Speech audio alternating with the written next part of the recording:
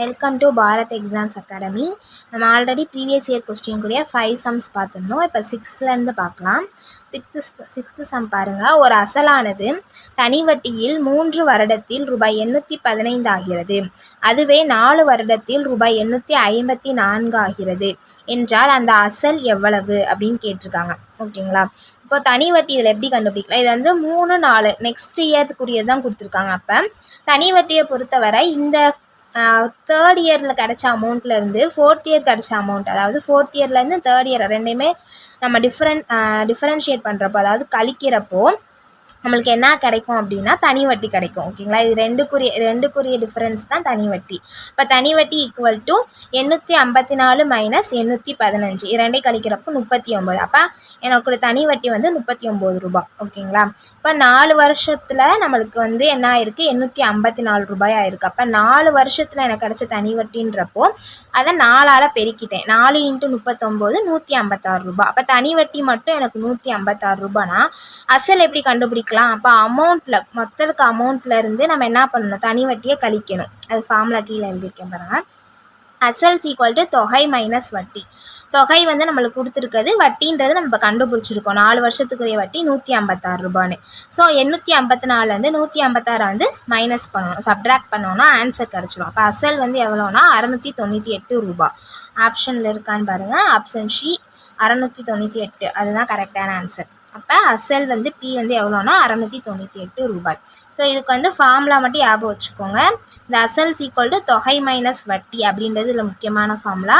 அதே மாதிரி இந்த மாதிரி தனி வட்டியை தனி வட்டியில் மட்டும்தான் இந்த மாதிரி 2 தான் வந்து கழிக்கிறப்போ நம்மளுக்கு வட்டி கிடைக்கும். கூட்டு வட்டியில் இந்த மாதிரி பண்ண முடியாது. 7th சம் பார்க்கலாம். ஒரு எண்ணானது 20, 25, 35 மற்றும் 40 என்னும் எண்களால் வகுக்கும் போது மீதி முறையே 14, 19, 29, 34 கிடைக்கிறது எனில் அந்த மீச்சிறு எண்ணை காண்க. அதாவது ஒரு நம்பரை 20ஆல் வந்து நம்ம டிவைட் பண்ணோன்னா 14 கிடைக்குமா, 25ஆல் டிவைட் பண்ணால் 19 கிடைக்குமா, 35ஆல் டிவைட் பண்ணால் 29 கிடைக்குமா, 40ஆல் டிவைட் பண்ணால் 34 கிடைக்குமா, அப்படி நம்பர் என்னன்னு கேட்குறாங்க. ஸோ இதை வந்து ஆப்ஷனை வச்சு மட்டும்தான் நம்மளால் போட முடியும். இதுக்கு ஃபார்முலா எதுவுமே நம்மளுக்கு கிடையாது. ஓகேங்களா? ஃபஸ்ட்டு பாருங்கள், ஆப்ஷனல் மெத்தட் தான் இது. இப்போ நான் என்ன பண்ணுறேன், 4 ஆப்ஷனுமே லைனாக வந்து எடுத்துக்கிறேன். 4 ஆப்ஷனுமே எடுத்துகிட்டு ஃபஸ்ட்டு பாருங்கள், நம்ம என்ன சொல்லியிருக்காங்க, 20ஆல் வகுக்கிறப்போ 14 கிடைக்கும்னு சொல்லியிருக்காங்களா. 20ஆல் வகுக்கிறப்ப 14 கிடைக்கும். அப்போ நான் இது எல்லாத்துலேயுமே வந்து 14ஆல் மைனஸ் பண்ணிக்கிறேன். இது எல்லாத்தையுமே நான் 14 சப்ட்ராக்ட் பண்ணிவிட்டு கிடைக்கிற நம்பரை 20ஆல் டிவைட் பண்ணுறப்போ நம்மளுக்கு என்ன நம்பர் கிடைக்கும், ஒரு முழு நம்பர் கிடைக்கும். ஓகேங்களா? அதே மாதிரி பாருங்கள், நான் எல்லா ஆப்ஷன் 4 ஆப்ஷனும் எடுத்திருக்கேன்.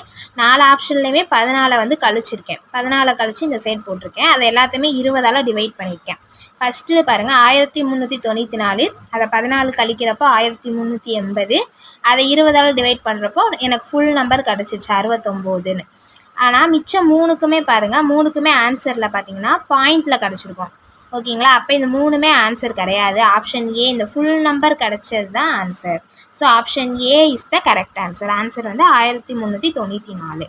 ஸோ இதை வந்து இந்த மாதிரி ஆப்ஷன் யூஸ் பண்ணி தான் போட முடியும். ஒரு வேளை வேறு ஏதாவது இன்னொரு இதுக்கும் உங்களுக்கு ஆன்சர் ஃபுல் நம்பராக கிடச்சிச்சின்னா அடுத்த செகண்ட் யூஸ் பண்ணணும். 25ஆல் டிவைட் பண்ணுறப்போ மீதி 19 கிடைக்கும்னு சொல்லியிருக்காங்களா, அதை யூஸ் பண்ணி அந்த ஆன்சர் கண்டுபிடிக்கணும். ஸோ இந்த மாதிரி ஆப்ஷனை வச்சு மட்டும்தான் இந்த சம் வந்து கண்டுபிடிக்க முடியும். ஸோ பார்த்துக்கோங்க. ஓகே, 8th கொஸ்டின் பாருங்கள். ஏ என்பவர் தனியே ஒரு வேலையை 10 நாட்களிலும் பி ஆனவர் தனியே 15 நாட்களிலும் முடிப்பர். அவர்கள் இந்த வேலையை ரூபாய் 2 லட்சம் தொகைக்கு ஒப்புக்கொண்டனர் எனில் ஏ பெறும் தொகை எவ்வளவு? ஏ வந்து இவ்வளோ நாளில் ஒரு வேலையை முடிக்கிறாரு, பி வந்து 15 நாளில். அப்போ ஏ தான் சீக்கிரம் முடிக்கிறாரு. ஓகேங்களா? அப்போ ஏக்கு தான் அதிக சம்பளம் கொடுப்பாங்க அப்படின்றத ஞாபகம் வச்சுக்கோங்க. இப்போ இந்த 2 லட்சத்தில் இவங்க 2 பேர்த்துக்கு எவ்வளோ காசு கொடுத்துருப்பாங்கன்னு தான் கொஸ்டின் கேட்குறாங்க. பாருங்க, ஃபஸ்ட்டு ஆகுதுங்க. ஏ என்பவர் 10 டேஸில் முடிக்கிறாங்க, பி என்பவர் 15 டேஸில் முடிக்கிறாங்க. டோட்டல் டேஸ் எவ்வளோ? 10யும் 15 கூட்டினேன்னா 25. ஓகேங்களா? டோட்டலாக 25 நாட்கள் இருக்குது. ஸோ 25 நாட்களுக்குரிய சேலரி தான் நம்மளுக்கு 2 லட்சம்னு சொல்லியிருக்காங்க. ஓகேங்களா?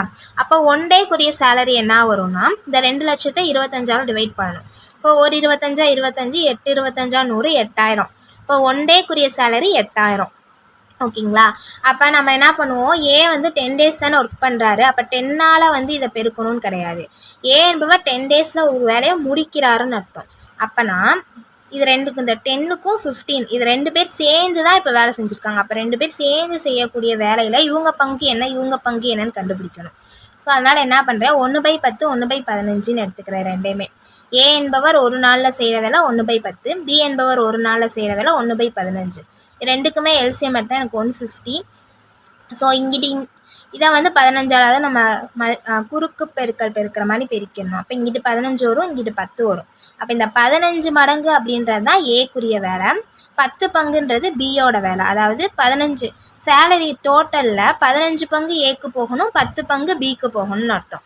அப்போ ஏவோட சேலரியை வந்து 15 × 8000. ஓகேங்களா, 15 × 1 டேக்குரிய சேலரி 8000. அதை 2 பெருக்குனேன்னா 1,20,000.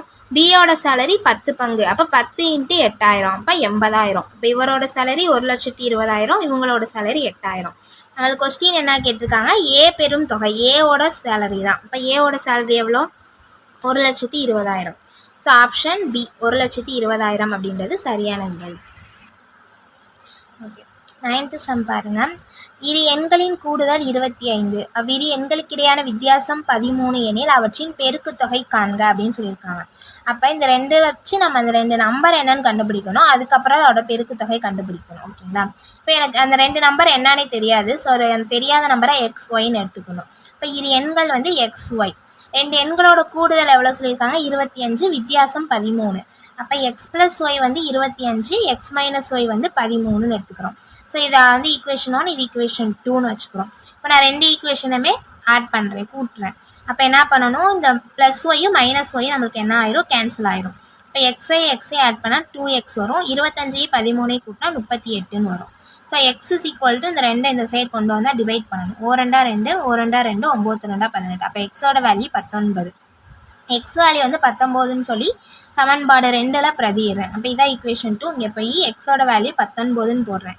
அப்போ 19 - y = 13ன்னு எனக்கு கிடைக்கும். அப்போ y = இந்த y வந்து மைனஸில் இருக்குது. ஸோ இது இங்கிட்ட வரப்போ ப்ளஸ் ஆயிரும், இந்த 13 இந்த சைடு போகிறப்ப மைனஸ் ஆயிரும்.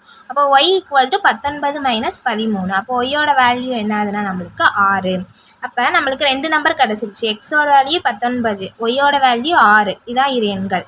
நம்மளுக்கு பெருக்கு தொகை தான் கேட்டிருந்தாங்க. அப்போ என்ன பண்ணணும், 2 பெருக்க போகிறோம். அப்போ x × y வந்து 19 × 6, 19 6 பெருக்குனா 114. ஸோ ஆப்ஷனில் இருக்க ஆப்ஷன் பி 114 அப்படின்றது சரியான விடை. ஓகே, 10th கொஸ்டின் பாருங்கள். ஒரு பொருளை 1550க்கு விற்றால் கிடைத்த லாபமானது அதே பொருளை 1350க்கு விற்றால் ஏற்பட்ட நஷ்டத்தின் 3 மடங்காகும் எனில் அப்பொருளின் அடக்க விலையை காண்க. ஆக்சுவலாக இதுவுமே நம்ம ஆப்ஷன் வச்சே கண்டுபிடிக்கலாம். நான் ஆப்ஷன் வச்சு தான் கீழே சம் பண்ணியிருப்பேன். என்ன சொல்லியிருக்காங்க, அதாவது 1550க்கு விற்றா லாபம் கிடைக்கும்னு சொல்கிறாங்க. அதே தான் 1350 ரூபாய்க்கு விற்றா நஷ்டமாகும்னு சொல்கிறாங்க. அப்போ அதோட அடக்க விலை எப்படி இருக்கும்னா, இது ரெண்டுக்குமே இடையில தான் இருக்கும். எழுதியிருக்கேன் பாருங்கள், அடக்க விலை பெட்வீன் இந்த 2 நம்பருக்கும் இடையில.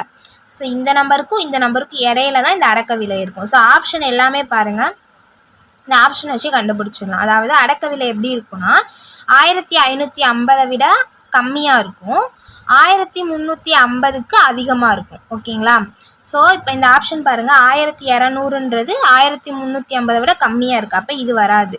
1300ன்றதும் 1350க்கு கம்மியாக இருக்குது. ஸோ இதுவும் வராது. 1600 பார்த்தீங்கன்னா 1550 விட ரொம்ப அதிகமாக இருக்குது. ஸோ அதுவும் வராது. ஸோ 1400 அப்படின்றத அது ரெண்டுக்குமே இடையில இருக்கக்கூடிய நம்பர். ஸோ 1400 என்பது தான் சரியான விடை. ஓகேங்களா, இப்போ ஆன்சர் வந்து 1400. ஆப்ஷன் சி 1400 என்பது சரியான விடை. ஓகே, நெக்ஸ்ட் சம் பாருங்கள். சாய் சதுரத்தின் மூலை விட்டங்களின் நீளங்கள் 12 சென்டிமீட்டர் 16 சென்டிமீட்டர். சாய் சதுரத்தோட பக்க அளவு கேட்டிருக்காங்க. அப்போ நான் சாய் சதுரம் வந்து ட்ரா பண்ணியிருக்கேன். அது ABCDன்னு மென்ஷன் பண்ணியிருக்கேன். மூலை விட்டங்கள்ன்றது டயக்னல்ஸ். இப்போ நம்ம உள்ளே வரைஞ்சிருக்கோம்ல கிராஸ் மாதிரி, தான் அதோட டயக்னல். ஓகேங்களா, BD வந்து 16 எடுத்திருக்கேன். Bக்கும் Dக்கும் இருக்கக்கூடிய அந்த டயக்னல் வந்து 16. ஸோ இந்த மையப்புள்ளியிலேருந்து இதை 8னும் இதை ஒரு 8ன்னு எடுத்துக்கிறேன். 8 8ம் 16 ஆகிடும். அதே மாதிரி AC வந்து எவ்வளோனா 12. அப்போ இதை 6 இதுவும் 6ன்னு எடுத்துக்கிறேன். ஓகேங்களா, 6 6 ஆட் பண்ணால் 12 கிடச்சிடும். ஸோ இந்த மாதிரி நான் பிரிச்சுக்கிறேன். இப்போ நம்மளுக்கு பக்க அளவு தான் கேட்டிருக்காங்க. அப்போ ஏதாவது ஒரு பக்கத்தை நம்ம எடுத்துக்கலாம். இப்போ இந்த மிடில் பாயிண்ட் வந்து ஓன்னு வச்சுக்கிறேன். ஏஓபி அப்படின்றது பார்த்திங்கன்னா ட்ரையாங்கிள் மாதிரி இருக்கும் நம்மளுக்கு. ஸோ நம்மளுக்கு ஏபி தான் வேணும். அப்போ நம்ம பிதாகரஸ் தேற்றப்படி என்ன தெரியுமா, இதுதான் பெரிய பக்கம். அப்போ பெரிய பக்கத்தோட ஸ்கொயர்டு வந்து எப்படி இருக்கும், வர்க்கம் வந்து மிச்சம் 2 பக்கத்தோட வர்க்கங்களின் கூடுதலுக்கு சமமாக இருக்கும். அதான் பிதாகரஸ் தேற்றம். ஸோ பிதாகரஸ் தேற்றம் நான் எழுதியிருக்கேன். AB square equal to AO square plus BO square. AO என்னதுன்னா 6, பிஓ வந்து 8. So 6 square 8 square, 6 6 36, 8 8 64. 36 64 கூட்டினீங்கன்னா 100 வரும். அப்போ ஏபி வேணும்னா இதுக்கு வந்து ரூட் போடணும், ரூட் ஆஃப் 100. ஏன்னா ஏபி ஸ்கொயர் தான் 100. இப்போ ஏபி வேணும்னா ரூட் 100. அப்போ 10 10 100. அப்போ ஏபியோட வேல்யூ என்னது, 10 சென்டிமீட்டர். அப்போ ஆப்ஷன் ஏ 10 சென்டிமீட்டர் அப்படின்றது சரியான விடை.